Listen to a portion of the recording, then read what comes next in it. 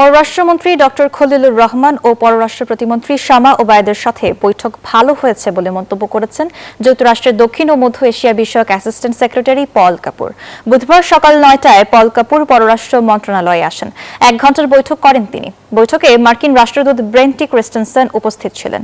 তিনি বলেন, পররাষ্ট্র মন্ত্রণালয়ে আসতে তার সবসময় ভালো লাগে। প্রথমে পররাষ্ট্র প্রতিমন্ত্রী ও পরে পররাষ্ট্রমন্ত্রীর সাথে তিনি বৈঠক করেন। ঢাকায় পল কাপুরের ৩ দিনের এই সফরে দ্বিপক্ষীয় বিষয়গুলোর পাশাপাশি আঞ্চলিক ও ভূ রাজনৈতিক প্রসঙ্গও আলোচনায় আসবে। তার এই সফরকে রাজনৈতিক সফর হিসেবে ধারণা করা হচ্ছে। এছাড়া ব্যবসা বাণিজ্য, প্রতিরক্ষা সহযোগিতা, ভিসা নীতি এবং ইন্দো প্যাসিফিক অঞ্চলে অভিন্ন স্বার্থের বিষয়গুলো নিয়েও ঢাকার সঙ্গে আলোচনা হতে পারে।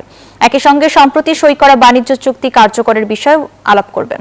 আজ তার আরও কয়েকটি বৈঠক রয়েছে এবং সচিবালয়েও তিনি যাবেন এবং মন্ত্রীদের সাথে বৈঠক করবেন বলেও জানা গেছে।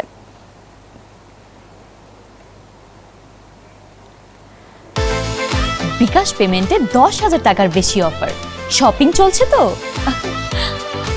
এই মুহূর্তে পররাষ্ট্র মন্ত্রণালয়ে রয়েছেন আমাদের সহকর্মী প্রমা চৌধুরী। সরাসরি যুক্ত হব তার সঙ্গে। প্রমা, বাণিজ্য মন্ত্রীর সঙ্গে এখন বৈঠক চলছে এবং আপনার কাছে এই বিষয়ে কি তথ্য রয়েছে, বিস্তারিত জানাবেন।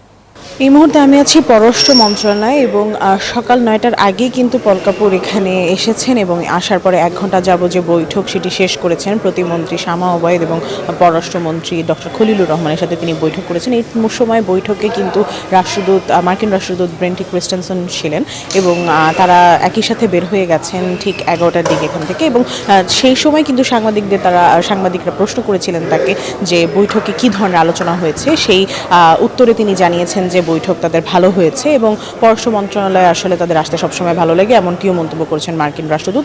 এবং তার পাশাপাশি কিন্তু আমরা জানি যে সচিবালয় বাণিজ্য মন্ত্রীর সাথেও বৈঠক হয়েছে এবং সেখানে কিন্তু যেই উপদেষ্টা থাকাকালীন যে চুক্তিগুলো হয়েছিল, ডক্টর ইউনূস থাকার অবস্থায় যে চুক্তিগুলো হয়েছিল মার্কিনদের সাথে, সেই চুক্তিগুলোর বিষয়ে কিন্তু আলোচনা হয়েছে এবং দ্বিপাক্ষিক সম্পর্ক জোরদারে এই তার সফরকে কিন্তু বিশেষ গুরুত্ব দেওয়া হচ্ছে, কারণ এখানে ভূ রাজনৈতিক বিভিন্ন আলোচনা আছে, প্রতিরক্ষা বিষয়ক আলোচনা আছে এবং রোহিঙ্গা বিষয়ক আলোচনা আছে।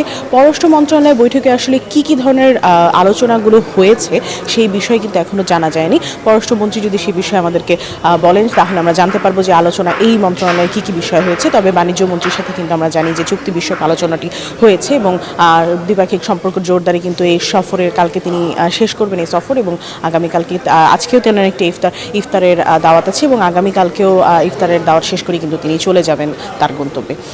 এই ছিল সর্বশেষ আমার হাতে পাওয়া পররাষ্ট্র মন্ত্রণালয় থেকে সর্বশেষ খবর। মেঘলা। প্রমা, আপনাকে ধন্যবাদ।